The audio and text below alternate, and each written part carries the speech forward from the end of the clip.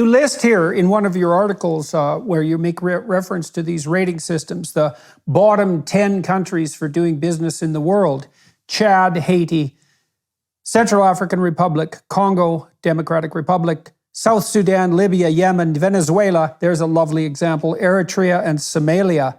And so there are three exceptions in the African ecosystem: Mauritius, Rwanda, Kenya, South Africa, Botswana, and Zambia. You pointed out in your prospectus, is it prospectus article? Yeah, prospectus article of Artbridge Institute. Right, that Mauritius is a rising star, and Rwanda is in some ways comparable to Georgia. So some of these countries have started to get this right. Yes. And so what's the consequence of that? And what does right mean? What they have understood, what these countries have understood, is that economic freedom is at the center for prosperity building. Rwanda, for example, Paul Kagame, the president of Rwanda, is explicit about it. He said he wants to be the Lee Kuan Yew he wants to be the Singapore of Africa, and Lee Kuan Yew is his model. Now, the dirty mouths are gonna start shouting, "Oh yeah, see, authoritarian, blah, blah, blah." Whatever. Me, I wanna talk only about on the economic side. If you take Lee Kuan Yew and Singapore as your example, then it means that, like him, you're gonna have to be serious about economic freedom.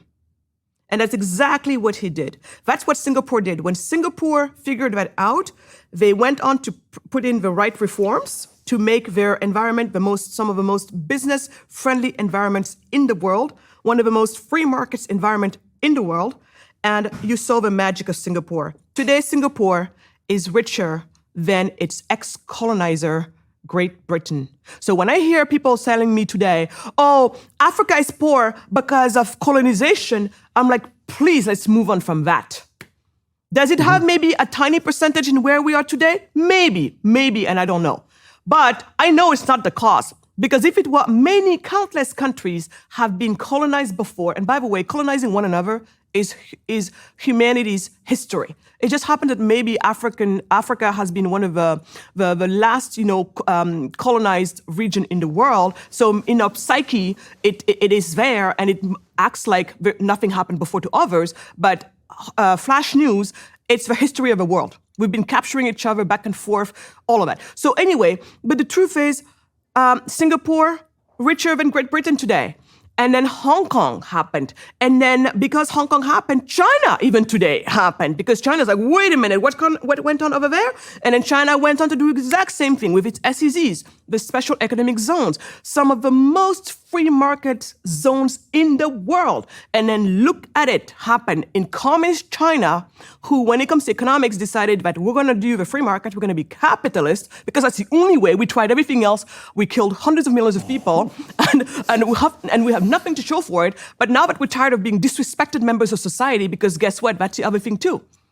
You want to be respected in this world? You're going to have to be among the prosperous ones for other reasons.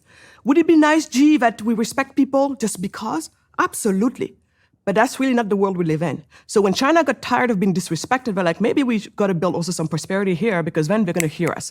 And today, China, being one of the, being where it is at, even Hollywood, who tries to tell the world how to think, is being told by China what movies to make and how to tweak stories and history in order to be palatable for them.